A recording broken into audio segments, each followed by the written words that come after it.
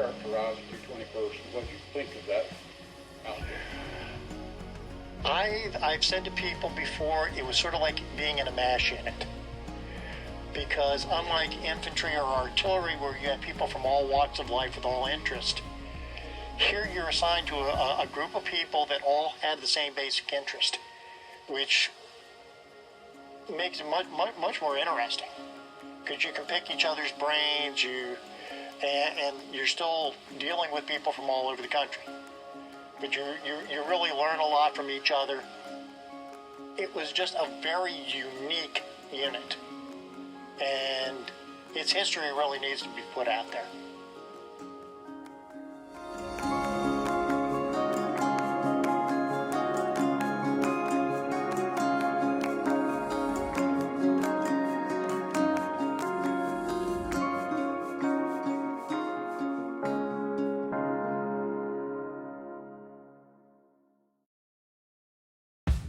So when people ask you about the 221st, how would you characterize the 221st? Well, I just kind of remember it as a group of guys who went out and took pictures. I mean, that's the best way. I mean, that's what you did, right?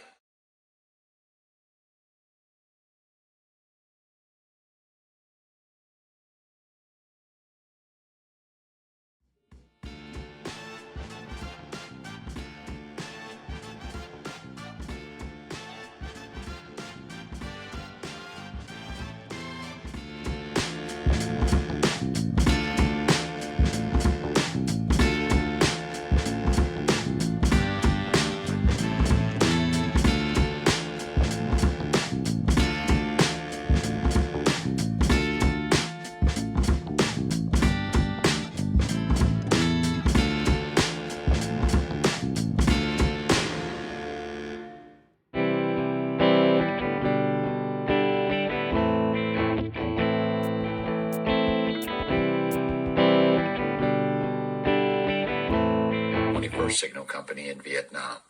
What follows is an interview done in November 2010 with Lieutenant Colonel Tom DeYoung, who retired in 1979 and now lives in Montana. He got a new assignment. I found out I was going to be company commander of the 221st with the mission of all combat photography in Southeast Asia. So, all DeYoung had to do was to find the equipment, the people, and ship it all off to a war. Much of the equipment DeYoung needed wasn't in the Army's inventory. Well, we got some of the equipment through the Army channel, but we would go out and we would solicit bids. One of the first problems was finding a motion picture camera that would record sound. A few came from unusual sources. Well, what they did is they put out, the Department of the Army put out a request for personnel from Army-wide, and I had guys coming out of Leavenworth. I had guys with prison records longer than my arm that were coming into me as either mechanics or still photographers. That little personnel glitch would be worked out, and the 221st would be a kind of ongoing class reunion for still and motion picture photographers trained at Fort Monmouth, as well as an assignment for professionals who either enlisted or were drafted. In 1967, the unit was established in Long Binh, and teams of Mopic and still photographers were sent throughout the country.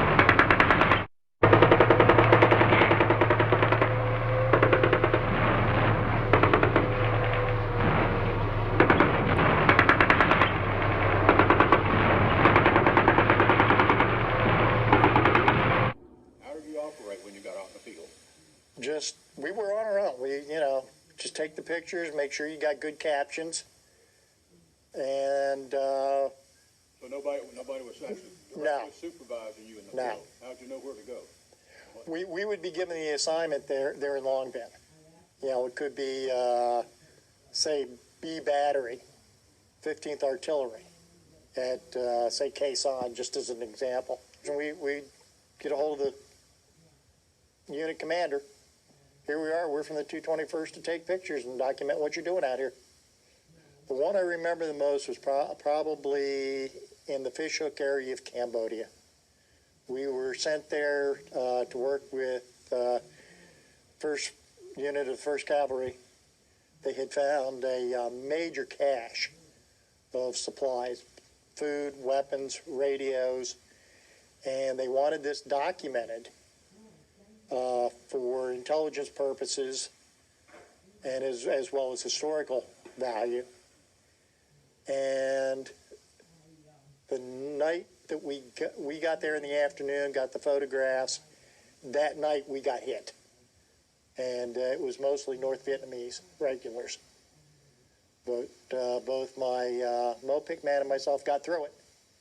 And we helped out. I helped out with the mortar team. My MOPIC man helped out with the medics, helped save the guy's life. And the lieutenant from the 1st Cav put us in for the Silver Star, and we ended up with the Bronze Star.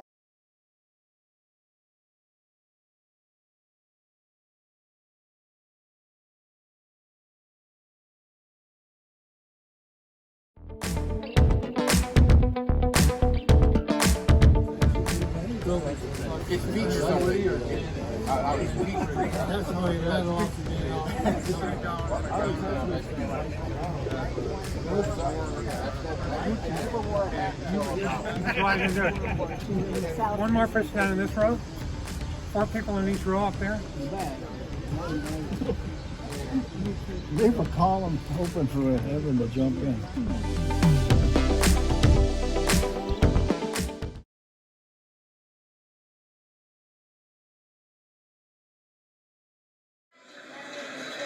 How long have you had this camera, Ken? Okay, I can make a title on it.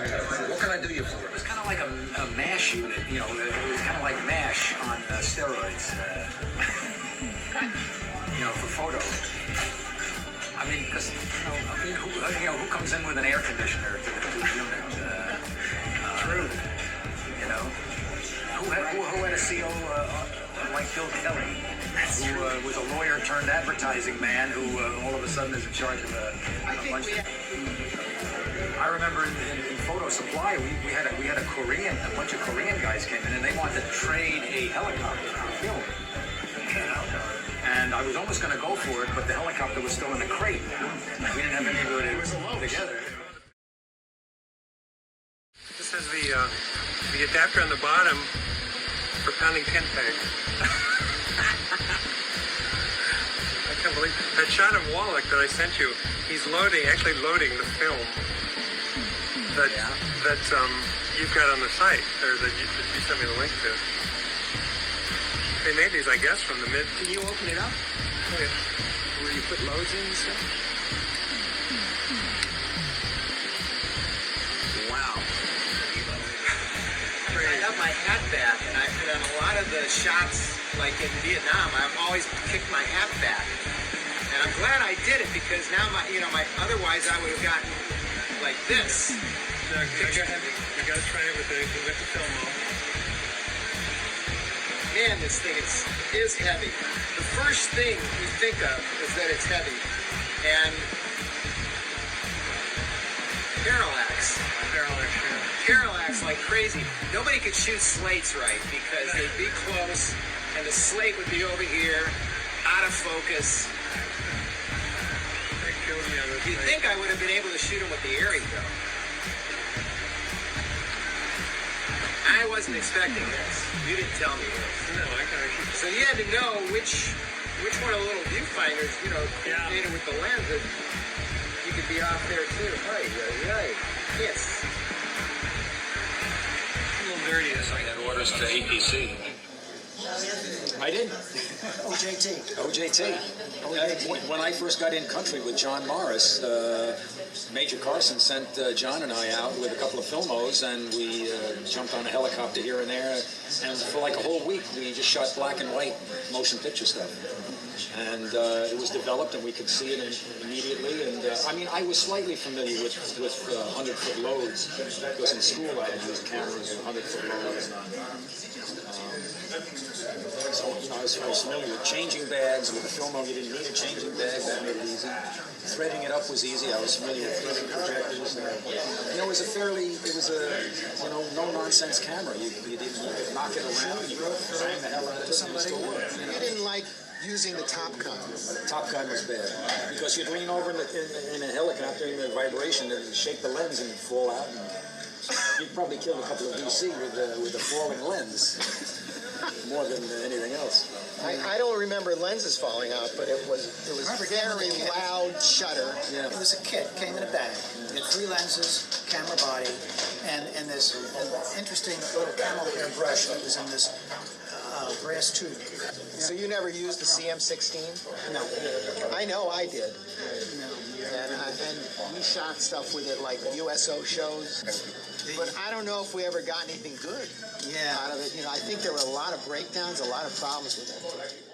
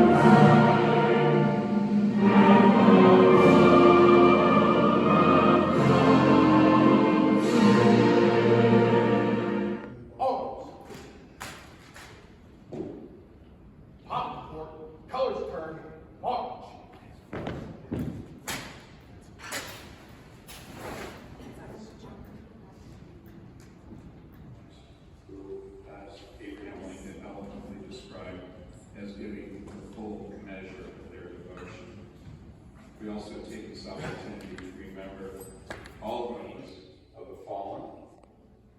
And so,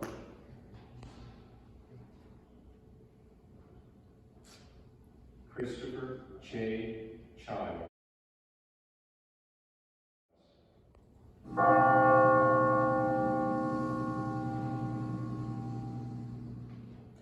Maurice Clark.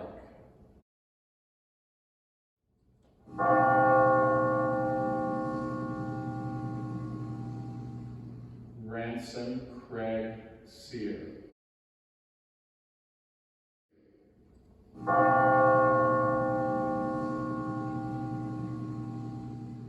Timothy Joseph Duncan.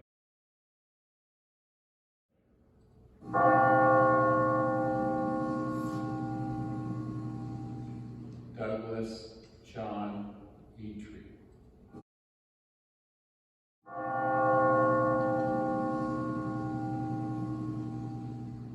Ronald Sidney Lowe.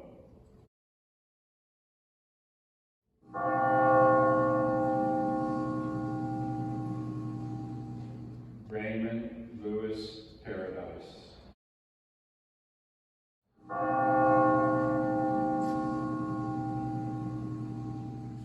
David Allen Russell.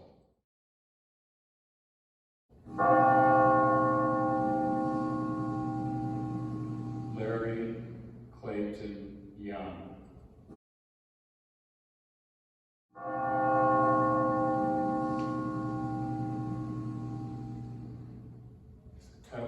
I would ask you to please rise.